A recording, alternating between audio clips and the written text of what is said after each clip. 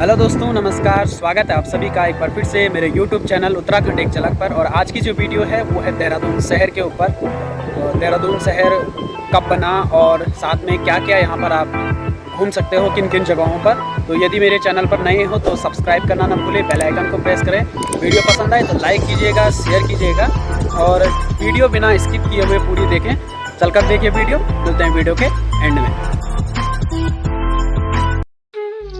तो पहुंच चुके हैं हम झंडा जी महाराज के दर्शन के लिए, जिसके पीछे देहरादून की स्थापना और उसकी कहानी साफ साफ दिखाई देती है। देहरादून की स्थापना सन 1699 में हुई थी। कहते हैं कि सिखों के गुरु राम राय जब किरतरपुर पंजाब से आकर यहाँ बस गए थे तो उनके साथ साथ उनके अन्य भक्त भी यहाँ आए थे।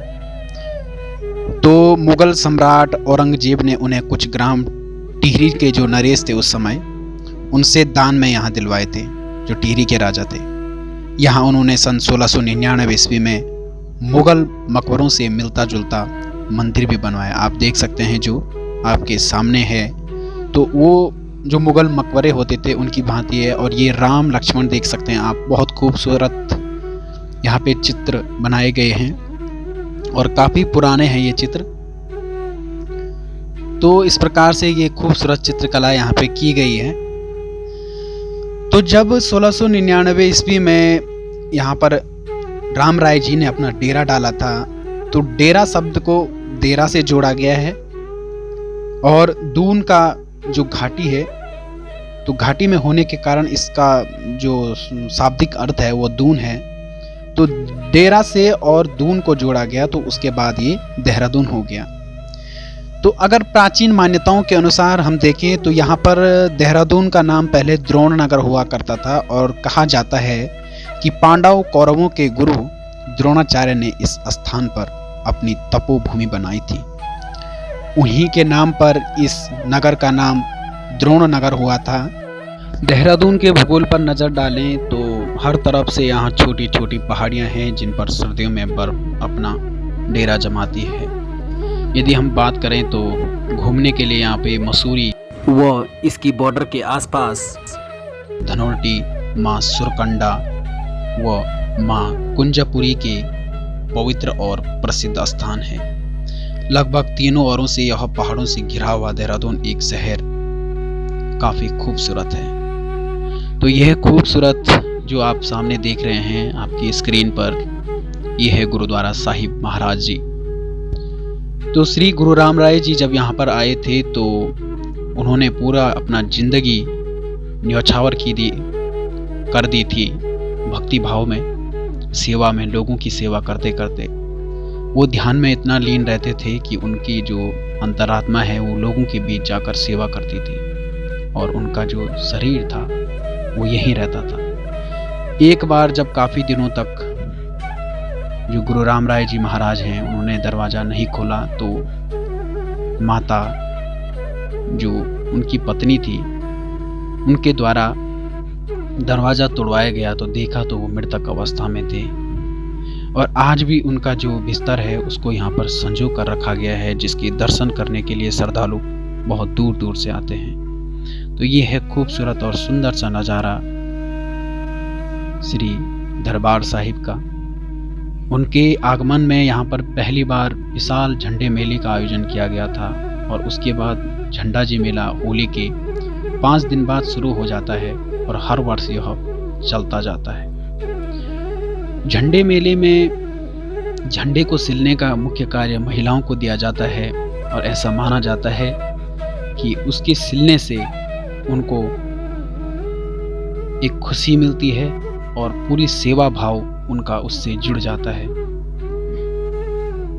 इस प्रकार से ये खूबसूरत आप देख सकते हैं, काफ़ी खूबसूरत नज़ारा। और दूर दराज से यहाँ पर श्रद्धालु आते हैं। काफ़ी सुकून और शांति का अनुभव यहाँ पे होता है। यदि देहरादून की बात की जाए तो 1829 में देहरादून जिले को कुमाऊं मंडल से हटाकर मेरठ मंडल में शामिल किया गया था, जबकि 1825 में देहरादून को कुमाऊं क्षेत्र में मिलाया गया था। 1826 से 1827 में अंग्रेजों ने मसूरी शहर बसाए, जहां वे आराम करने जाया करते थे। और 1840 में यहाँ पर चीन से एक लीची का पौधा लाया गया था, जो आज काफ़ी उत्पादन यहाँ पर लीची का किया जाता है। और साथ में हम बात करने वाले हैं, ये झंडा जी महाराज के दर्शन मैं आपको करवा रहा हूँ, और एक पुण्य मिलता है यहाँ पर आने से और मन को शांति मिलती है। और होली के 5वें दिन, जैसे मैंने आपको बताया है कि ये मेला शुरू हो जाता है, आप देख सकते हैं भीड़। और यहाँ पर हमेशा लंगर भी लगाए जाते हैं, जो सिख धर्म वाले होते हैं, तो उनकी अपार श्रद्धा इस गुरुद्वारे के प्रति, इस झंडा जी महाराज के प्रति। और यहाँ पर आने वाला कभी भूखा पेट नहीं जाता है। तो काफ़ी खूबसूरत जगह ये है देहरादून में। आप यहाँ आइए तो ज़रूर दर्शन कीजिएगा, और यहाँ पर आने से आपको निश्चित तौर पर पुण्य मिलेगा।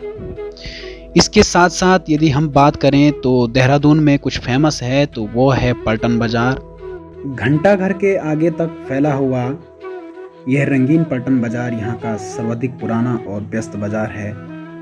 यहाँ पर दैनिक आवश्यकताओं में प्रतिदिन प्रयोग होने वाला सामान, रेडीमेड गारमेंट्स, जूते, चप्पल, फल और सब्जियाँ, आपको सभी प्रकार की वस्तुएं मिल जाएंगी। यह 1820 में तब अस्तित्व में आया जब यहाँ पे ब्रिटिश सेना की एक टुकड़ी, जो पलटन जिसको हम कहते थे, वो यहाँ पर आई थी और यहाँ पर रुकी थी। तो इसके कारण ही इसका नाम पलटन बाज़ार रखा गया। तो सेना की टुकड़ी यहाँ पे आई थी, तो उसके पश्चात इसका नाम पलटन बाज़ार रखा गया, और यह नाम आज भी पलटन बाज़ार के नाम से ही जाना जाता है। अब बात करें हम घंटाघर की, तो देहरादून का घंटाघर देहरादून की खूबसूरती में चार चांद लगाता है, और यह भी काफ़ी पुराना है, और इसके बारे में हम इसके इतिहास के बारे में जानेंगे। अंग्रेजी शासनकाल के प्रसिद्ध न्यायाधीश लाला बलवीर सिंह जी की स्मृति में घंटाघर का निर्माण उनके पुत्र कुंवर आनंद सिंह ने सन 1948 में कराया था, और 24 जुलाई 1948 को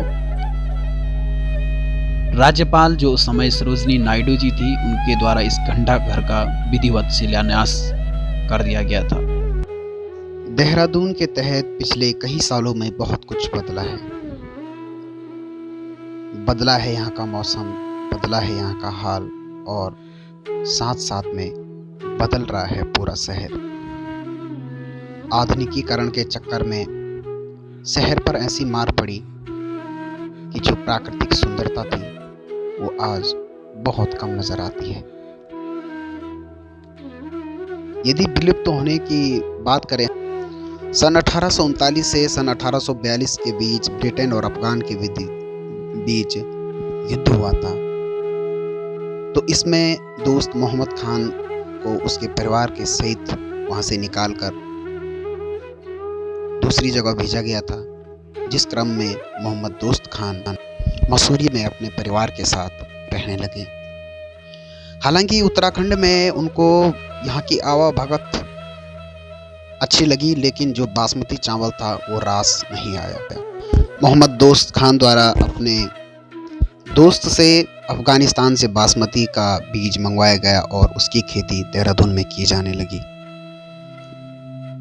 इस खेती की यह विशेषता थी कि कोसों दूर तक इसकी सुगंध आ जाती थी और किसान सारी फसल को खेत से ही बेच देते थे।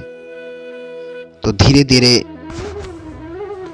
शहरीकरण के चक्कर में और बाकी कुछ कसर हाइब्रिड, इस बीज को हाइब्रिड करने के चक्कर में पूरी हो गई, और अब यह बीज बहुत कम, यानी हम कह सकते हैं कि ना के बराबर देखने को मिलता है।